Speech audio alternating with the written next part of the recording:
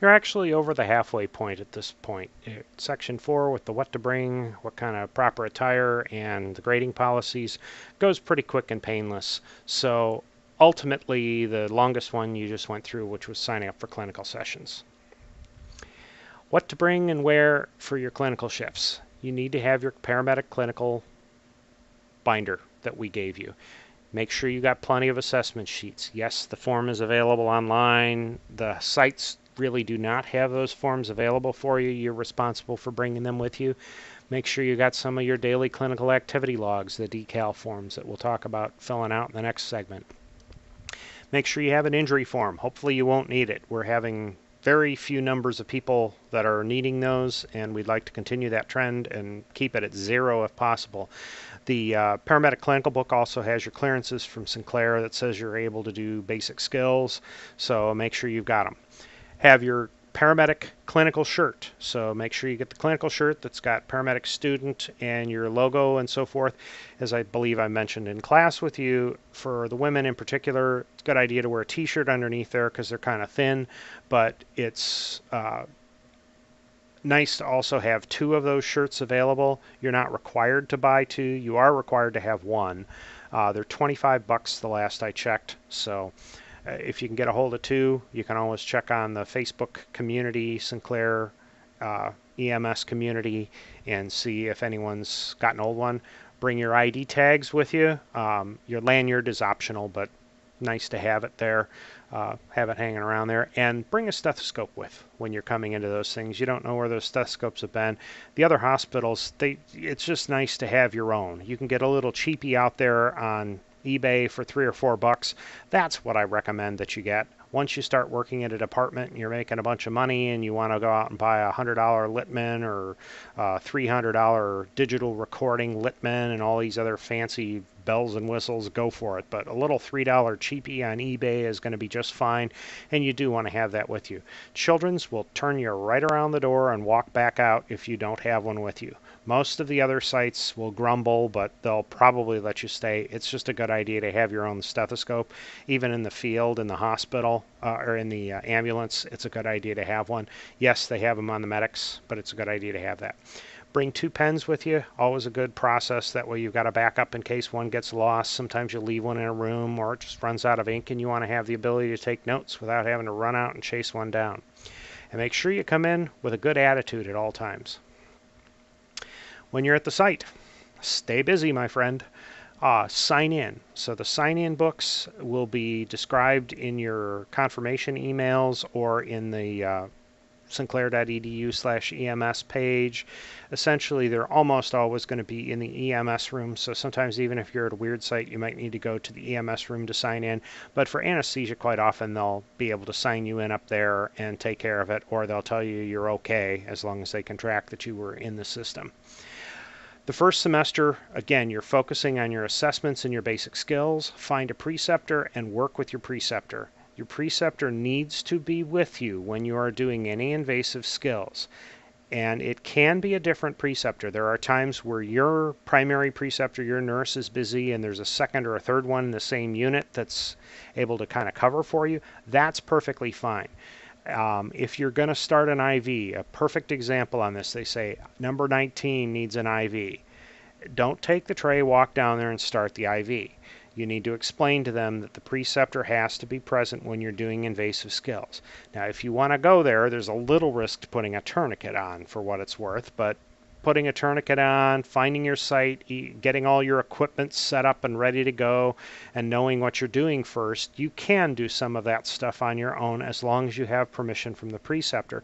But before you stick a needle into somebody, let alone before you push any kind of medications or fluid into somebody, absolutely without fail, you must have your preceptor there with you when you're doing that.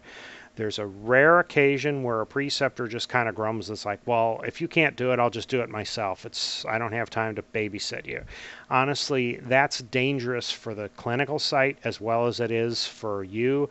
So the first thing I would do there is just say, okay, thank you, and then I'm going to need to leave, and then come and let me know what's going on. You can contact either me, james.simonson@sinclair.edu, or chuck.sauerbrower@sinclair.edu, and we'll investigate on it and find out what's going on, because that's not the appropriate behavior for the preceptors, and they're aware of that. It's a huge risk for the facilities, so it's sloppy for the preceptor to do that, and sometimes they just have a bad day.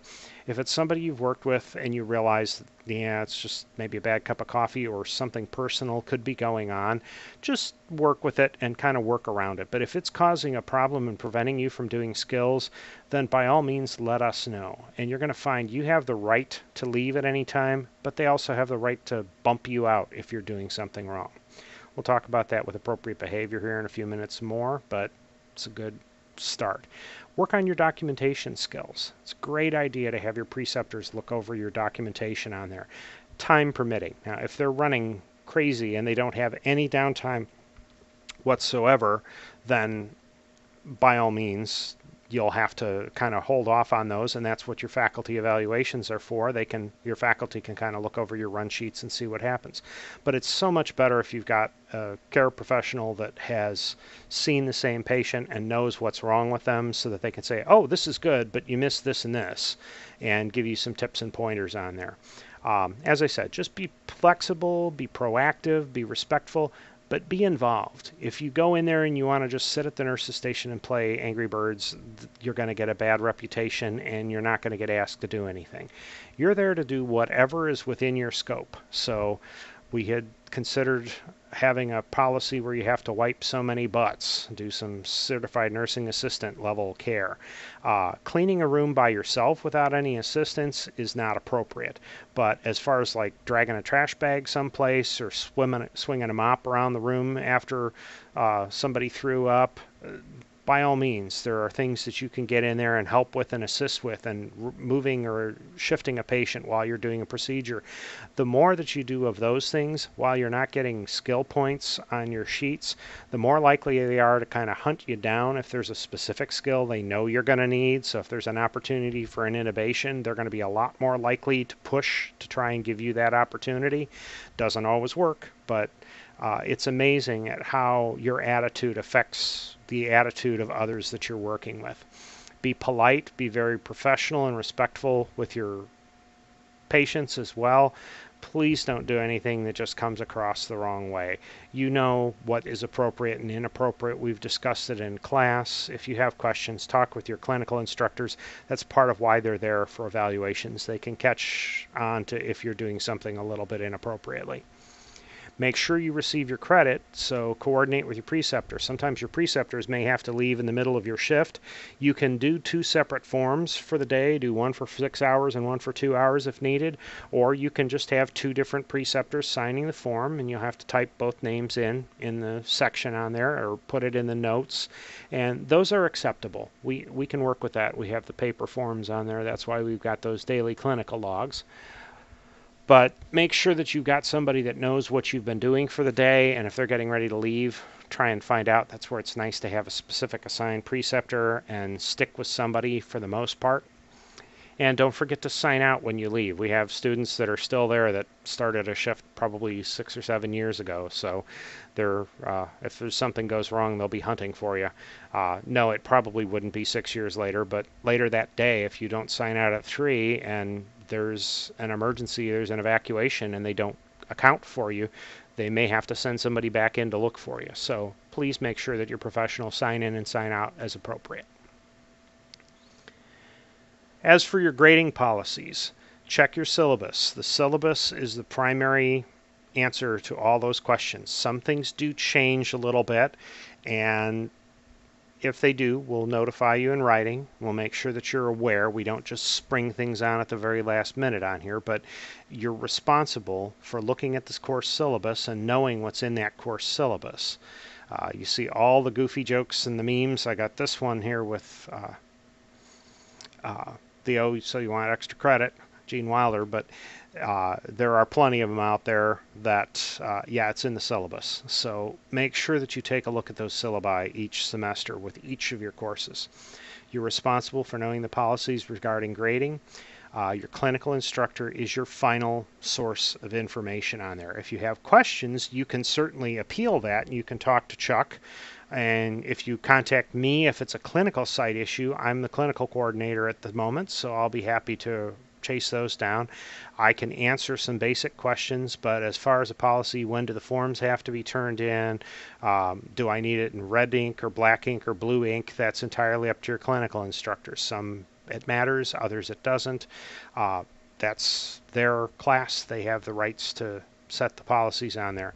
No one's setting policies to make you fail. They're setting policies to make sure that you succeed. Some people are a little bit more lax with the requirements, and when they're a little less stringent with the requirements, what happens is we have more people at the end that aren't quite done, and they need more time, and there is no more time, so they fail a course and have to retake it, and it throws off your entire sequence. It can push you back an entire semester as far as graduating.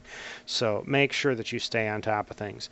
I can't tell you enough. Schedule your clinical early. Get ahead of the schedule. If you're supposed to do 18 hours a week, do 20 or 24 hours a week for a couple of weeks, and then you've got time. If you get sick for a week, you can even take the whole week off.